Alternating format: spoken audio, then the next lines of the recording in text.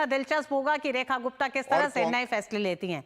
आइए सीधे आपको लिए चलते हैं भाजपा मुख्यालय, जहां इस समय चरित्र बन गया है, यह बेहद ही चिंताजनक है। सबसे पहले इसकी पृष्ठभूमि क्या है, मैं उसको आपके समक्ष रख दूंगा। ये अमेरिका के राष्ट्रपति डोनाल्ड ट्रंप जी, उन्होंने एक वक्तव्य दिया। उन्होंने बताया किस तरह से यूएस एड की जो फंडिंग है, ये भारत में जो चुनावी प्रक्रिया है, इसमें हस्तक्षेप करने के लिए इस्तेमाल किया जा रहा था, और ऐसा क्यों किया जाना चाहिए। अब थोड़ा पीछे चलते हैं। लोकसभा के चुनाव से पहले भी आदरणीय प्रधानमंत्री श्री नरेंद्र मोदी जी ने, तमाम देश प्रेमी पत्रकारों ने, कई संगठनों ने यह बात उठाई और बड़ी जिम्मेदारी से उठाई कि ये विदेशी शक्तियां जो हैं, ये भारत की चुनावी प्रक्रिया में हस्तक्षेप करती हैं,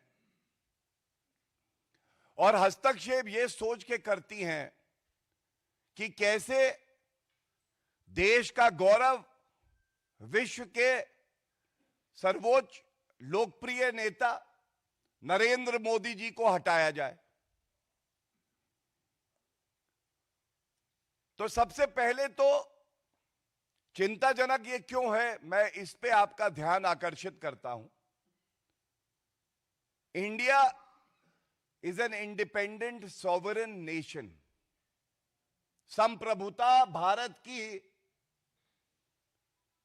हमारे अंदरूनी मामले में कोई विदेशी ताकत क्यों हस्तक्षेप करेगी। और यह और चिंताजनक तब हो जाता है जब कांग्रेस पार्टी नेता प्रतिपक्ष राहुल गांधी, जो कि संविधान की शपथ लेते हैं, वो देश विरोधी गतिविधियों में संलिप्त पाए जाते हैं। It is worrisome that leader of opposition, the party in opposition, the Congress party and Rahul Gandhi, who have taken oath under the Constitution to preserve the integrity and sovereignty of our country, are indulging in anti-India activities and activating and acting as a stimulus for anti-India forces to interfere in the pure and pristine electoral process of our country. बड़ी लाजमी सी बात है, ऐसा वो क्यों करते हैं। सबसे पहला कारण यह है कि मोदी जी से नफरत करते करते वो अब भारत से नफरत करने लगे, यहां के नागरिकों से वो नफरत करने लगे। मोदी जी को वो अपनी क्षमता से, जो उनकी लोकप्रियता बची नहीं है, उससे हरा नहीं सकते, इसलिए विदेशी ताकतों का वो सहारा लेते हैं। दूसरा, भारत ने नरेंद्र मोदी जी के नेतृत्व में देखा है कैसे एक मजबूत, सशक्त, अटल नेतृत्व भारत को मिला है। ये राहुल गांधी को कतई पसंद नहीं है, और मैं बड़ी जिम्मेदारी से कहता हूं, इसीलिए राहुल गांधी भारत से, संविधान से, नागरिकों से गद्दारी कर रहे हैं। और अभी मैं आपको इसका प्रमाण आगे और दूंगा। तीसरी बात, जो स्थिरता भारत में हमने देखी है पिछले लगभग अब 11 साल होने आए हैं, यह स्थिरता कांग्रेस पार्टी को पसंद नहीं है, क्योंकि उनको दलाली की और रिश्वत लेने की आदत पड़ गई थी, जिसका प्रमाण मैं आपके समक्ष रखूंगा। तो अगर कोई ये समझता है कि वो राहुल गांधी और कांग्रेस पार्टी केवल नरेंद्र मोदी जी से नफरत करते हैं, नहीं, आज उन्हें नफरत है हर उस नागरिक से जो अपना वोट डालकर एक मजबूत सरकार चुनता है। They are not only after Shri Narendra Modi ji, they want to destroy the democracy of our country, because India today under the leadership of Shri Narendra Modi ji has become a global leader, and this is what Rahul Gandhi cannot tolerate and digest. Now, very importantly, जब Shri Donald Trump जी का यह वक्तव्य आया, 21 million US dollars ये दिए गए क्योंकि भारत की चुनावी प्रक्रिया में हस्तक्षेप करके मोदी जी को हटाना था। तो कुछ ऐसे अखबार हैं, मीडिया वाले हैं, जो कि इस पे लीपापोती करके कवर अप करने लगे। तो ये हमारी जिम्मेदारी यहां बनती है कि सबसे पहले तो हम बताएं कि सही तथ्य क्या है। सबसे पहले देखिए, एक ट्वीट है, जब अमेरिका के राष्ट्रपति जी ने कह दिया तो उनसे बेहतर जानकारी तो किसी को हो नहीं सकती, पहली बात। दूसरी, DOGE, department of government efficiency, ये बहुत इंपॉर्टेंट बात मैं आपके समक्ष रख रहा हूं क्योंकि मुझे पता है गांधी परिवार के चाटुकार भ्रम की राजनीति करने में बहुत आगे हैं और फैला रहे हैं कि ऐसा नहीं वैसा नहीं, चोर की दाढ़ी में तिनका। तो ये ट्वीट दिखाता हूं मैं आपको, और जिसमें क्या लिखा है, तमाम ऐसी संस्थाएं और देश जहां पे हस्तक्षेप हुआ, और उसमें एक लाइन लिखी है, including 22 million US dollars for inclusive and participatory political process in Moldova, जिससे हमें कोई लेना देना नहीं, लेकिन दूसरा, and 21 million US dollars for voter turnout in India. It's a verified handle जो गवर्नमेंट एजेंसियों को मिलता है एक्स पे। 21 मिलियन यूएस डॉलर्स ये वहां की जो मिनिस्ट्री है वो कह रही है। तो अमेरिका के राष्ट्रपति और उनका department of government efficiency, DOGE, दोनों ये बात कह रहा है। क्या इसका उत्तर कोई देगा? अब जो बात आती है, ये तो इसलिए प्रमाण दिया कि जब हम अपनी बात आगे बढ़ाएं तो जो सवाल हम पूछने जा रहे हैं, और मुझे पता है कि राहुल गांधी में इतना दमखम नहीं है कि वो इसका उत्तर दे दे, लेकिन जो हमारी जिम्मेदारी है वो जिम्मेदारी हम पूरी करेंगे और तथ्यों के आधार पर करेंगे। एक बात और मैं उजागर कर दूं, एक रिपोर्ट और आई है कि जो फैक्ट चेकर्स हैं, fact checkers, so called fact checkers, जिनके तार जुड़ते हैं गांधी परिवार से, उनका काम फैक्ट चेकिंग नहीं है।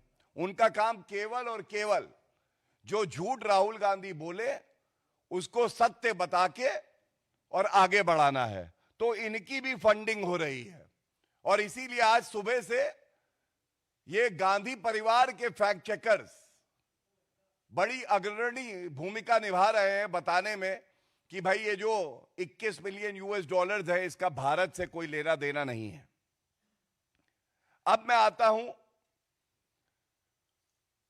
उस पार्ट पे जो गंभीर सवाल हैं, जो ये साबित करते हैं कि राहुल गांधी देश से गद्दारी करते हैं, और उनकी चुप्पी केवल एक निष्कर्ष तक पहुंचाती है, और वो निष्कर्ष है कि राहुल गांधी ने कसम संविधान की चाहे ली हो, लेकिन मन ही मन वो कसम ले चुके हैं, ठान चुके हैं कि भारत को कमजोर करना है, भारत के लोकतंत्र को कमजोर करना है। सबसे पहले इस पूरे प्रकरण में भी जो नाम सामने आ रहा है वो नाम आ रहा है जॉर्ज सोरस। जॉर्ज सोरस फिर से, मतलब मैं अगर कहूं गांधी और सोरस, गांडोज, ये तस्वीर है, ये पूरे भारत में हर कोई कह रहा है। और ये इसलिए उठा रहा हूं कि शर्म नहीं आती इन लोगों को। जॉर्ज सोरस को भारत का ठेका देना चाहते हो तुम। तुमसे सवाल पूछा कि भाई ये जॉर्ज सोरस अंकल कौन है, राहुल गांधी के मुंह से एक शब्द नहीं निकला। लेकिन हां, राहुल गांधी, पहली तस्वीर देखिए, इलान ओमर, ये तस्वीर देखिए। जिसको जिसको भारत से नफरत है, राहुल गांधी को उससे बहुत मोहब्बत है। ये इलान ओमर से मिले थे जब ये विदेशी धरती पे थे, अमेरिका गए। और इनका एजेंडा क्या होगा? पहला, नरेंद्र मोदी जी को हटाना है। अरे खुद में दमखम है नहीं, इसलिए विदेशी शक्तियों की तुम बात करते हो, उनका सहारा लेते हो। दूसरा, भारत को कमजोर करना है, क्योंकि मोदी जी के नेतृत्व में तो भारत मजबूत हो रहा है। तो इस तस्वीर में इलान ओमर के साथ राहुल गांधी दिखाई दे रहे हैं। जब पूछा गया कि ये रिश्ता क्या कहलाता है, तो राहुल गांधी ने उत्तर नहीं दिया। दूसरी बात, हम बार बार पूछते हैं और आज फिर मौका है, विदेशी ताकतों की बात चल रही है, ये तस्वीर हम दिखाते हैं। इस तस्वीर में कौन है? राहुल गांधी बैठे हैं और चीन की कम्युनिस्ट पार्टी से एमओयू किया उन्होंने।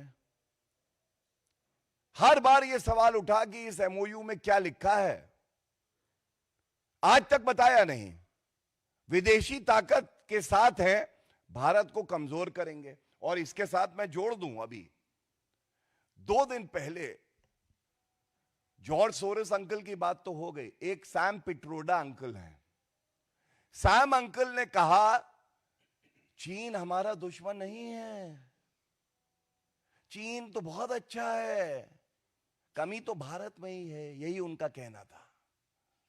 और ये सैम अंकल केवल तभी बोलते हैं जब राहुल गांधी इशारा करते हैं।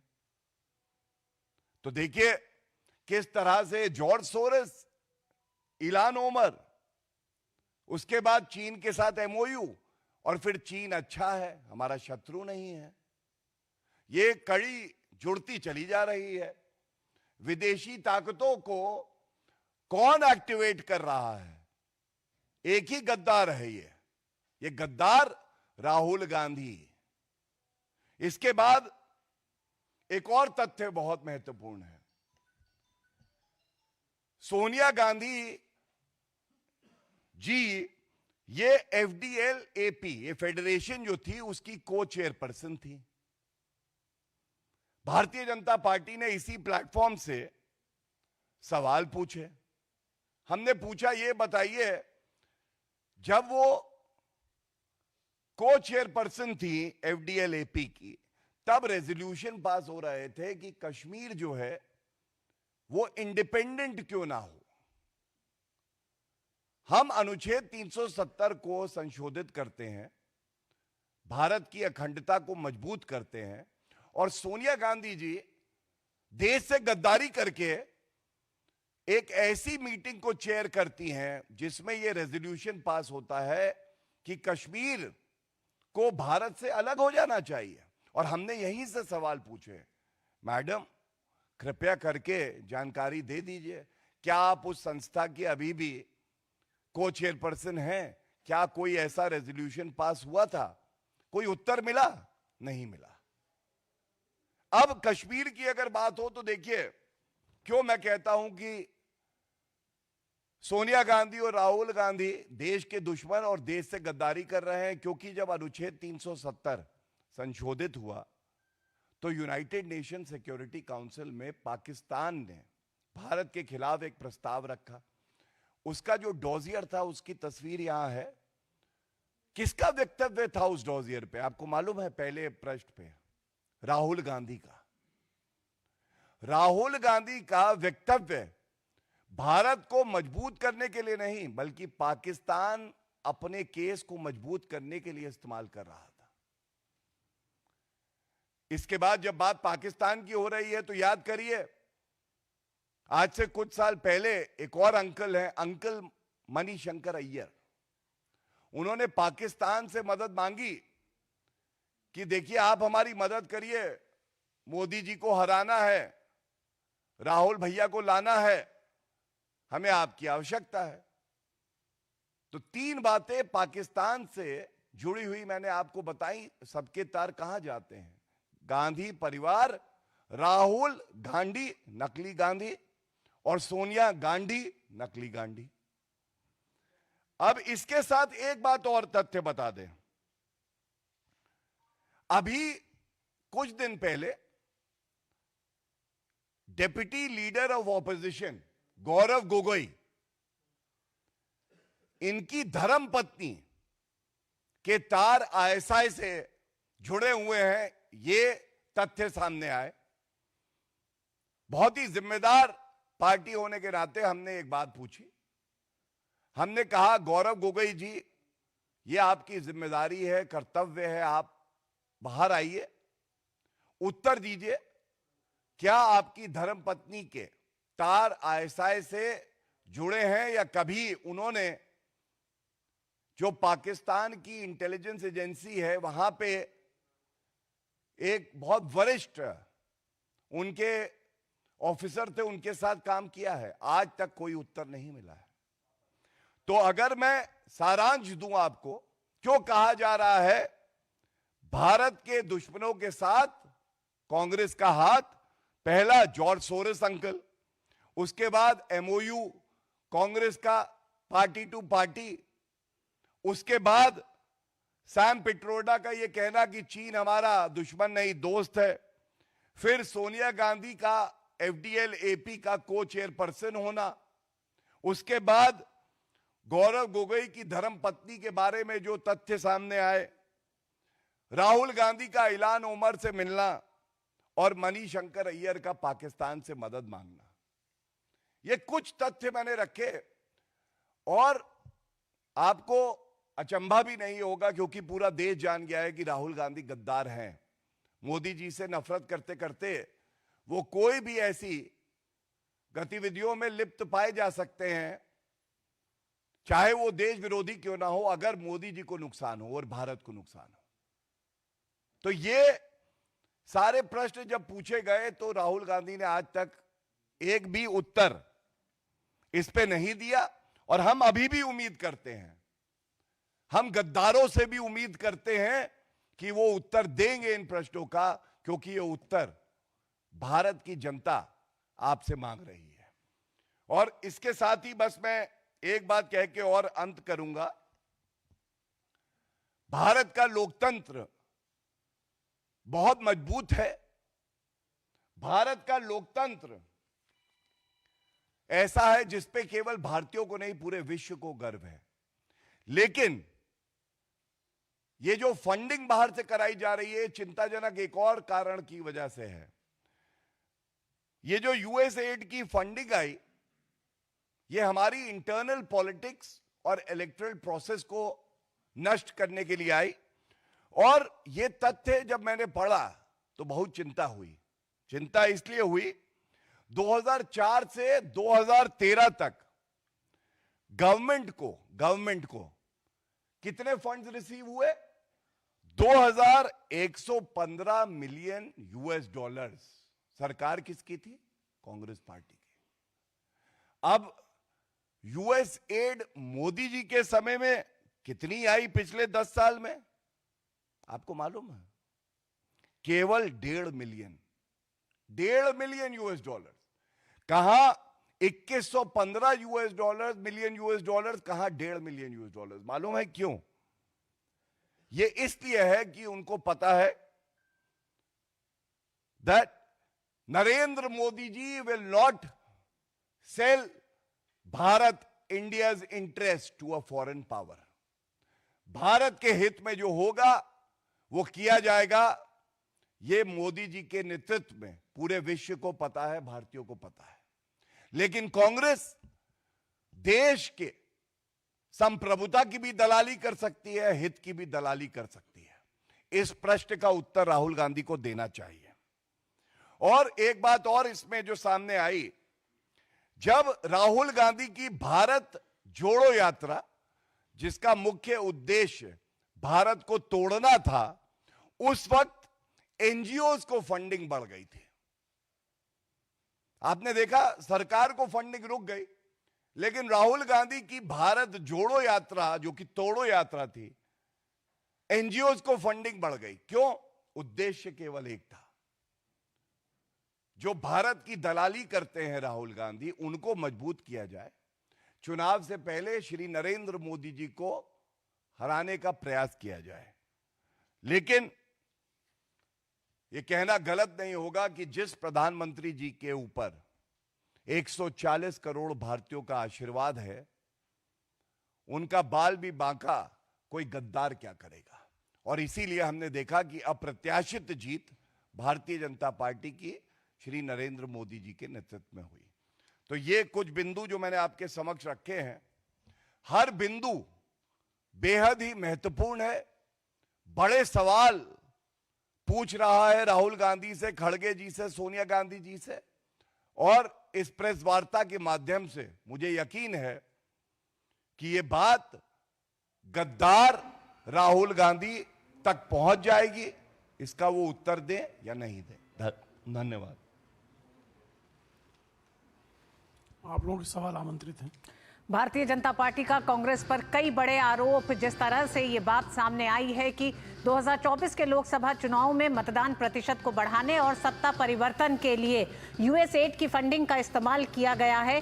करीब $21 मिलियन की फंडिंग की गई है। और ये खुलासा खुद राष्ट्रपति ट्रंप ने जब इस बात को रखा सामने, और उन्होंने हवाला दिया कि अमेरिकी सरकारी दक्षता विभाग DOGE ने इस पूरे मामले का खुलासा किया है, जिसमें यूएसएड की फंडिंग 2024 के लोकसभा चुनाव में भारत आई है। इस पर और बात करने के लिए शैलेंद्र हमारे साथ जुड़ गए हैं। शैलेंद्र, गौरव भाटिया ने कई बड़े तथ्य रखे हैं। उन्होंने जिस तरह से डॉज का हवाला भी दिया है, तो इस पूरी एक तरह से इस खुलासे में और क्या तथ्य सामने आ रहे हैं? क्योंकि कांग्रेस पे बड़े सवाल खड़े किए हैं भारतीय जनता पार्टी ने। कांग्रेस को घेरा है इस फंडिंग लेने के सिलसिले में, साथ ही पूछा है कि इस फंडिंग का किस तरह से इस्तेमाल किया गया, जॉर्ज सोरोस और गांधी परिवार के साथ क्या संबंध है। इन तमाम सवालों को उठाया एक बार फिर भारतीय जनता पार्टी ने। जी देखिए ऋतु, दो बहुत महत्वपूर्ण बिंदु पर यह पूरी प्रेस कॉन्फ्रेंस है। पहला तो जो अमेरिकी राष्ट्रपति डोनाल्ड ट्रंप ने स्पष्ट तौर पर कहा कि भारत में चुनाव को प्रभावित करने को लेकर ऐसा लगता है कि मोदी को हटाने को लेकर एक प्रयास हुआ था। और हम जानते हैं कि अमेरिकी विभाग ने जो $21 मिलियन की जो फंडिंग हुई थी, उसके बाद अब ये उसका पूरा एक विवरण जारी किया, केवल भारत ही नहीं, तमाम देशों, बांग्लादेश और तमाम देशों को लेकर, और वो पूरी फंडिंग अब आगे के लिए निरस्त कर दी गई। तो ये सवाल आता है कि जब अमेरिका में खुद राष्ट्रपति और अमेरिकी विभाग ये कह रहा है, उसको भारत में कुछ लोग नकारने की कोशिश क्यों कर रहे हैं, तो उनका क्या कनेक्शन है? एक रिपोर्ट छपी है जिसमें उन तथ्यों को नजरअंदाज किया गया है कि एक अंतर्राष्ट्रीय एजेंसी एक MOU साइन करती है और उससे जॉर्ज सोरोस की फंडिंग उसको होती है। तो इस कनेक्शन को उस रिपोर्ट में नहीं रखा जाता, उन तथ्यों को किनारे कर दिया जाता है। तो बीजेपी का कहना है कि एक पूरा जो इकोसिस्टम है वो इस बात के लिए काम करता है कि राहुल गांधी जो कुछ कहते हैं उनको सही साबित किया जाए, और अमेरिका तक जो बात कह रहा है उसको यहाँ गलत साबित करने की कोशिश हो रही है। तो एक कनेक्शन है, एक जिनको विदेशी ताकतें फंड करती हैं, जो वो ताकतें जो भारत के विरोध में काम करती रही हैं। और राहुल गांधी ने समय समय पर जो वक्तव्य दिए, या कांग्रेस पार्टी के तमाम नेताओं ने, चाहे वो सैम पित्रोदा हो या मणिशंकर अय्यर हो या राहुल गांधी, उन्होंने समय समय पर किस तरह के बयान दिए हैं, कैसे वो विदेश के जो ऐसी ताकतें हैं जो भारत विरोधी रही हैं उनके साथ खड़े रहे हैं, उसका एक पूरा हवाला दिया है कि कैसे भारत जोड़ो यात्रा के दौरान भारत सरकार को जो फंडिंग है वो घट जाती है, और तमाम NGO जिन पर ये आरोप है कि उस फंड का वो गलत इस्तेमाल करते हैं भारत के खिलाफ नैरेटिव गढ़ने में, उनकी फंडिंग बढ़ जाती है। इससे पहले कुछ ऐसे फोटो जिसमें जो भारत के खिलाफ अंतर्राष्ट्रीय नैरेटिव बनाते हैं उनके साथ राहुल गांधी खड़े नजर आते हैं। तो राहुल गांधी को सीधे तौर पर गद्दार कहा गया है। ये बहुत बड़ा आरोप आज बीजेपी की तरफ से लगाया गया है। हमने देखा कि प्रेस कॉन्फ्रेंस में गौरव भाटिया ने ये आरोप लगाया। जी शैलेंद्र, गौरव भाटिया ने बहुत साफ कहा है कि कांग्रेस किस तरह से भारत की संप्रभुता के साथ समझौता कर रही है। कई मोर्चों पर जब जब विदेश यात्रा पर राहुल गांधी गए हैं तो उन्होंने भारत के भीतर नीतियों को लेकर सवाल उठाया है। प्रधानमंत्री नरेंद्र मोदी की कार्यशैली को 10 साल की मोदी सरकार पर सवाल उठाया है। लेकिन क्या ये लगता है कि ये एक और बड़ा गंभीर आरोप है कि 2024 के अगर चुनावों को प्रभावित करने की कोशिश की गई और उसमें भी किसी विदेशी ताकतों का अगर सहारा लिया गया है, तो किस तरह से देश की संप्रभुता पर एक बड़ा हमला था जो कि बचा है, लेकिन एक मंशा दिखाई देती है देश की सबसे पुरानी विपक्षी पार्टी अगर सत्ता में रहने वाली और मौजूदा तौर पर विपक्षी पार्टी है, अगर वो इस तरह की कोशिश करती है। तो देखिए, राहुल गांधी, आप याद कीजिए कि जब विदेश दौरे पर गए थे, उन्होंने कहा क्या था कि भारत में मौजूदा सरकार को हटाने के लिए अंतर्राष्ट्रीय ताकतों के सहयोग की जरूरत है। इसका मतलब क्या है? यही बीजेपी कहती रही कि देखिए, राहुल गांधी जब जब विदेश जाते हैं वो इस तरह के लोगों के साथ खड़े होते हैं जो भारत विरोध की खुली बात करते हैं। तो फिर आप पर यह आरोप लगता है। हमने देखा था कि हाल ही में संसद के अंदर भी उन्होंने चीन की इतनी तारीफ की कि उस पर सवाल उठ गया और फाई भी आई। तो भारत से जुड़े तमाम मामलों में आखिर किस तरह से राहुल गांधी का जो व्यवहार रहा है, उनके जो बयान रहे, उसके जो लिंक रहे, चाहे सैम पित्रोदा हो या मणिशंकर अय्यर के बयान हो, ये सब कांग्रेस पार्टी के नेता है। समय समय पर कांग्रेस पार्टी में राहुल गांधी को विदेश दौरे में हम देखते हैं कि सैम पित्रोदा गाइड करते हैं, उनका एक बयान चर्चा में था। तो अब बीजेपी पूरी लिंक सामने रख रही है कि जब भी कोई भारत के विरोध में रिपोर्ट छपती है, कांग्रेस उस पर सबसे पहले सामने आ जाती है, सरकार को सवालों के घेरे में खड़ा करती है। जब भी कोई भारत के पक्ष में या प्रधानमंत्री नरेंद्र मोदी की में भारत आगे बढ़ रहा हो, उसके पक्ष में कोई रिपोर्ट छपती है, तब खंडन के लिए फिर एक नैरेटिव खड़ा करने की कोशिश की जाती है। और हाल ही में एक अंग्रेजी अखबार ने जिस तरह से एक रिपोर्ट छापी है जो अमेरिका के ही दावे को खंडन करता हुआ नजर आता है, तो ये सवाल खड़ा करता है कि क्या कोई एक लिंक है जो भारत विरोधी छवि बनाने की कोशिश कर रहा है भारत के अंदर। और आप देखें, जिस समय एक साझा सहमत पत्र दस्तखत हुआ था ऐसी एजेंसी के साथ जिस पर जॉर्ज सोरोस से फंडिंग लेने का आरोप था, आप भारत में टर्नआउट क्यों बढ़ाना चाहते हैं? आपका उसमें क्या उद्देश्य है? भारत के चुनावी प्रक्रिया को तो सीधे प्रभावित करने की कोशिश है। उसमें फेक फंडिंग होती है। वो संस्था, अंतर्राष्ट्रीय जो संस्था है, वो भारत में एक एमओयू साइन करती है। फिर ये सब एक पूरा लिंक सामने रखते हुए बीजेपी अब सवाल पूछ रही है कि इसका जवाब आखिर क्यों नहीं आता राहुल गांधी या कांग्रेस की तरफ से। और जब जब कोई भारत विरोधी चेहरा सामने आता है, कहीं ना कहीं वो कोई लिंक सामने आता है कि वो राहुल गांधी से मिलता है या फिर कांग्रेस पार्टी के किसी नेता से मिलता है। तो ये सब क्या है? कांग्रेस इस बात का जवाब दे। और अब हमने देखा है कि अब तो खुद ट्रंप ने इस बात को कहा है कि भारत में उस वक्त की जो अमेरिका की सरकार थी, उसने भारत की जो मौजूदा सरकार है, यानी प्रधानमंत्री नरेंद्र मोदी की अगुवाई में जो सरकार चल रही थी दूसरे टर्म में, उसको हटाने की एक साजिश की गई। तो ये एक बहुत बड़ा खुलासा इसलिए है क्योंकि अमेरिकी विभाग ने कहा कि $21 मिलियन मदद दी गई, जिससे अमेरिका के जरिए उस वक्त मदद दी गई थी कि भारत में चुनाव को प्रभावित किया जाए, यहाँ वोटर टर्नआउट बढ़ाया जाए। तो ये सारे लिंक मिलते हैं जिससे सवाल बनते हैं राहुल गांधी से। बीजेपी वही सवाल पूछ रही है। बिल्कुल शैलेंद्र, राष्ट्रपति ट्रंप के उस बयान के बाद भले ही भारत में सियासत गर्म हो गई है, लगातार भारतीय जनता पार्टी कांग्रेस पे निशाना साध रही है, लेकिन कांग्रेस भी कई सवाल उठा रही है। कांग्रेस जहां इस पूरी रिपोर्ट को लेकर सवाल उठा रही है, वहीं कांग्रेस चुनाव आयोग पर भी निशाना साधती हुई दिखाई दे रही है। तो क्या लगता है कि ये पूरा मामला सिर्फ दो राजनीतिक पार्टियों के बीच का मामला नहीं है, इस पर चुनाव आयोग पे भी कई सवाल खड़े किए जा रहे हैं? देखिए, अगर चुनाव आयोग पर सवाल है तो ये जब का मामला उस वक्त सरकार किसकी थी।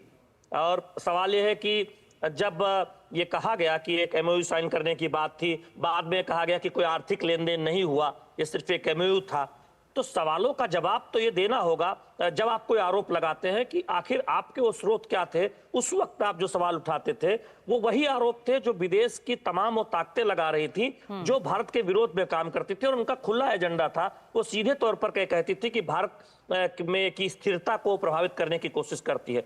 तो आप उनके साथ अगर खड़े नजर आते हैं तो फिर आपको तो सफाई देनी होगी, आपको उन तथ्यों को बताना होगा कि आपके पास वो क्या प्रामाणिक आधार है कि आप इस तरह के आरोप लगा रहे हैं। चूंकि नेता विपक्ष का पद राहुल गांधी के पास है, तो निश्चित तौर पर ये एक ऐसा पद होता है जिससे गंभीरता की उम्मीद की जाती है। और आप अगर विदेश धरती पर जाकर सीधे तौर पर भारत के विरोध की बात करते हैं तो सवाल तो पूछे जाएंगे। इसीलिए बीजेपी ने सिलसिलेवार तरीके से कैसे कब फंडिंग हुई, उस वक्त कार्यकाल क्या था, कैसे उस फंड से भारत में प्रभावित करने की कोशिश की गई चुनाव प्रक्रिया को, उन सब तथ्यों को सामने रखते हुए सवाल पूछा है। और जो लिंक रहा है कांग्रेस पार्टी का राहुल गांधी का तमाम भारत विरोधी ताकतों या शख्सियत के साथ उसका भी पूरा विवरण सामने रखा है कि ये दिखाता है कि राहुल गांधी भारत के विरोध में काम करते रहे। ये बीजेपी का आरोप है आज जो प्रेस कॉन्फ्रेंस के जरिए लगाया गया। शैलेंद्र, अमेरिका का ये बड़ा खुलासा है कि यूएसएड की फंडिंग किस तरह से आई है 2024 के लोकसभा चुनाव में वोटर टर्नआउट को बढ़ाने के लिए, साथ ही साथ सत्ता परिवर्तन के लिए। क्या ये वापस ले जाती है उस दौरान जिस समय चुनाव प्रचार चल रहा था, जब सैम पिट्रोडा ने एक बड़ा बयान दिया जिसमें संपत्ति का बंटवारा था, जातिगत जनगणना, कई ऐसे बयान, अगर आज उन्हें जोड़ के देखा जाए तो क्या लगता है कि एक बड़ी आबादी भारत की जो मतदान करती है उसको किस तरह से प्रभावित करने की कोशिश की गई थी? तो क्या आधार इसे माना जाए भूमिका गढ़ी जा रही थी और कोशिश की जा रही थी? देखिए, फिलहाल आरोप तो यही है और तथ्य भी इसी तरफ इशारा करता है कि आप विदेश में बैठकर ऐसी ऐसी बातें करते हैं जिससे भारत के अंदर का जो वातावरण है उसको प्रभावित करे, यहाँ जो माहौल है वो प्रभावित हो। और भारत के अंदर रहकर एक राजनीतिक दल के तौर पर आप सत्ता में काबिज दल को हटाने की कोशिश करें, इसमें कोई बुराई नहीं है। लेकिन अगर आपके भारत विरोधी ताकतों के साथ है, आपका एमओयू भारत विरोधी ताकतों के साथ है, लोकतांत्रिक प्रक्रिया का यही मतलब है कि राजनीतिक पार्टियां चुनाव में जाएं और जो सत्ताधारी पार्टी है उसके खिलाफ चुनाव प्रचार करें। लेकिन ये जो बड़ा आरोप भारतीय जनता पार्टी ने आज कांग्रेस पर लगाया है कि किस तरह से 24 के चुनावों को प्रभावित करने की एक पूरी सोची समझी कोशिश, और जिसमें विदेशी ताकतों से फंडिंग ली गई है। यूएसएड की $21 मिलियन की फंडिंग हुई है। अनंत विजय हमारे साथ जुड़ गए हैं। अनंत विजय जी, इस खबर को आप कैसे देखते हैं? राष्ट्रपति ट्रंप ने एक तरह से खुलासा किया है, इसके पीछे पूरा आधार है, एक रिपोर्ट है जो तैयार की गई है। रितु जी, देखिए, मैं तो काफी पहले से कह रहा हूं, मैं तो चुनाव के समय से ही कह रहा हूं और मैंने कई इस पर लेख भी लिखे हैं कि यूएस अब खुल के आया है। मैं तो डीप स्टेट के बारे में बहुत लंबे समय से मैं तो कन्विंस हूं। अब तो अमेरिका के राष्ट्रपति ने भी इसकी मतलब एक तरह से कहें कि कंफर्मेशन कर दिया उन्होंने। और जो बाकी रिपोर्ट्स आ रही हैं, जो आज समाचार पत्रों में हमें के माध्यम से हमारे पास क्षण क्षण के सूचना आ रही है, उससे तो यह स्पष्ट हो गया ना कि 2 करोड़ से अधिक डॉलर भारत के चुनाव को प्रभावित करने के लिए यहां भेजे गए थे। और ये बात कोई और नहीं कह रहा, ये अमेरिका का राष्ट्रपति कह रहा है। लोग लाख इसके बारे में फैक्ट चेक करने का प्रयास कर रहे हैं, उसको ये दिखाने का प्रयास किया जा रहा है कि वो बांग्लादेश भेजे की फंडिंग की गई थी। अरे ये तो स्पष्ट हो गया ना कि जो बिडेन के शासनकाल में दूसरे देशों में, और रितु जी ये अभी से नहीं चल रहा है, ये अमेरिका, ये आप याद करिए अरब स्प्रिंग के नाम से जो ट्यूनीशिया में हुआ था, जब एक ठेले वाले का वो किया था। और ये लोग, इन लोगों का मोडस ऑपरेंडाई बहुत शानदार तरीके से चलता है। ये क्या करते हैं कि ये डेमोक्रेसी के नाम पर, मीडिया के नाम पर और तमाम तरह की रैंकिंग करके संबंधित देश को पहले ये दबाव में लेते हैं कि आपके यहाँ अभिव्यक्ति की आजादी नहीं है, आपके यहाँ डेमोक्रेसी खतरे में है। और अभी जो बीजेपी आरोप लगा रही है, इसको अगर राहुल गांधी के विदेश में दिए उस बयान से जोड़ा जाए जिसमें वो कहते हैं कि एक बार उन्होंने विदेश में कहा था ना कि डेमोक्रेसी के नाम पर जो देश बहुत ध्वजवाहक हैं, वो देश इस वक्त क्या कर रहे हैं जब हम भारत में डेमोक्रेसी खतरे में है। और एक बड़ी अजीब सी बात, कल एक और रिपोर्ट आई है जिसमें यह बताया गया कि 2022 में जो राहुल गांधी की पद यात्रा हुई थी, उस समय का भी एक मामला आ रहा है। तो इस बात को मुझे लगता है कि भारत सरकार को, बीजेपी भले आरोप लगा रही है, लेकिन भारत सरकार को इस बारे में एक श्वेत पत्र लाना चाहिए कि अमेरिका की फंडिंग किन किन संस्थाओं को हुई और उन संस्थाओं ने किस कार्य के लिए, वोटर टर्नआउट बढ़ाने के नाम पर जो पैसे आए हैं। मुझे लगता है रितु जी कि इसके बारे में भारत सरकार को एक स्पष्ट श्वेत पत्र जारी कर इस देश की जनता को यह बताना चाहिए कि उनका जो पैसा अमेरिका से आया था वो किन संस्थाओं को मिला, किन व्यक्तियों को मिला और किन मीडिया हाउसेस को मिला। अनंत विजय जी, ये पूरी सोची समझी अगर एक पूरी रणनीति दिखाई देती है, क्योंकि जो रिपोर्ट कहती है वो ये बताती है कि यूएसएड ने भारत में वोटर टर्नआउट के लिए $21 मिलियन की फंडिंग की। वीना रेड्डी को 2021 में यूएसएड के भारतीय मिशन के प्रमुख के रूप में भारत भेजा गया था। लोकसभा चुनाव 2024 के बाद वह अमेरिका लौट गई हैं। ये भी इसमें बताया जा रहा है कि एजेंसियों उनसे कुछ सवाल ना पूछ पाए, इसको ध्यान में रखते हुए ये पैसा मतदान अभियानों में लगाने के लिए किसे दिया गया, ये सब सवालों के जवाब न पूछे जा सके, इसलिए संपन्न होने के बाद चुनाव वो अमेरिका वापस चली गई हैं। तो सवाल लगातार उठ रहे हैं, कांग्रेस घेरे में है, क्योंकि इसके लिए हमें पिछले 6 से 8-10 महीने का वो पूरे तमाम वक्तव्यों को देखने की जरूरत है। अनंत विजय जी, चुनाव के दौरान जिस तरह से सैम पिट्रोडा जो बयान दे रहे थे, क्या वो लगता है कि एक अफरा तफरी पैदा करने के लिए मतदाताओं के बीच में उस बयान को देखा गया था, जब संपत्ति के बंटवारे का बयान सामने आया था, जाति जनगणना को लेकर तमाम ऐसे बयान सामने आए, बिल्कुल, जो कि भारतीय समाज से नहीं जुड़ा हुआ था, अगर संपत्ति बंटवारे का हम बयान को अगर सैम पिट्रोडा के देखें तो? बिल्कुल आप सही कह रही हैं ऋतु जी। मेरे पास एक रिपोर्ट अभी आई है जिसमें invisible hands in Indian election करके ये रिपोर्ट अगर आपके दर्शकों को मैं दिखा सकूं, इसमें पूरे विस्तार से ये बताया गया है कि किस प्रकार से भारत में जातिगत जनगणना को लेकर एक माहौल बनाने के लिए न कुछ संस्थाओं को, बल्कि कुछ जो तथाकथित पत्रकार खुद को कहते हैं और जो विदेशी फंड के आधार पर चलते हैं, उन लोगों ने भी कुछ राजनीतिक दलों के साथ मिलकर एक माहौल बनाने का प्रयास किया। और कल मुझे लगता है कि आईएएनएस ने एक बहुत विस्तृत रिपोर्ट जारी की है, जो एजेंसी है, उसके आधार पर भी ये बताया गया है कि किस प्रकार से भारत में, मैं आपको एक इनकी फंडिंग का जो मकड़जाल है वो भी इसमें बहुत विस्तार से दिखाया गया कि किस प्रकार टॉप पर देखिए जॉर्ज सोरोस हैं, जॉर्ज सोरोस के बाद IFES, IRI, NDI, ये सारी चीजें किस प्रकार से फंडिंग कहां से क्या गया, ये रूट बताया गया है। तो मुझे लगता है कि अगर कोई रिपोर्ट सामने आई है तो जो तथाकथित राजनीतिक दल के लोग हैं, जो विदेश की किसी रिपोर्ट पर, विदेश की किसी अदालत में चलने वाले किसी मुकदमे के आधार पर भारतीय उद्योगपतियों से लेकर भारत के लोगों पर सवाल खड़े करते हैं, वो अब स्वयं कटघरे में खड़े हैं।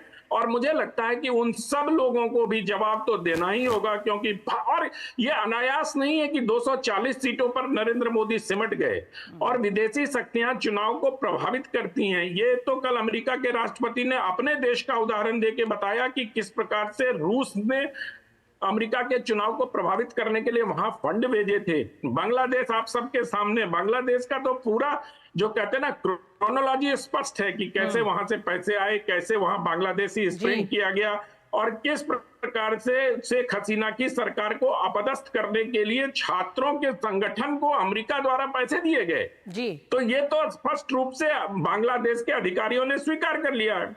सवाल यही है कि भारत के जो लोगों ने पैसे लिए हैं अमेरिका से चुनाव को प्रभावित करने के लिए और माहौल बनाने के लिए, वो भारत के लोकतंत्र के लिए बहुत बड़ा खतरा है, जिसमें हमारे वोटर को प्रभावित करने के लिए संबल का उपयोग होता है। भारत की संप्रभुता के साथ गद्दारी का बड़ा आरोप भारतीय जनता पार्टी ने लगाया है। ये पूरा मामला सिर्फ किसी राजनीतिक पार्टी के बीच आरोप प्रत्यारोप का नहीं, बल्कि ये भारत की लोकतांत्रिक ताकत पर एक बड़ा हमला माना जा रहा है, संप्रभुता को लेकर समझौता माना जा रहा है। इनके तथ्यों पर जाना बेहद जरूरी है कि किस तरह से USAID की फंडिंग भारत के चुनाव में एक सत्ता परिवर्तन के लिए इस्तेमाल की गई है। बहुत बहुत धन्यवाद अनंत जी आपका, शैलेंद्र आपका भी हमारे साथ जुड़ने के लिए। मिड डे प्राइम में वक्त एक छोटे से ब्रेक का।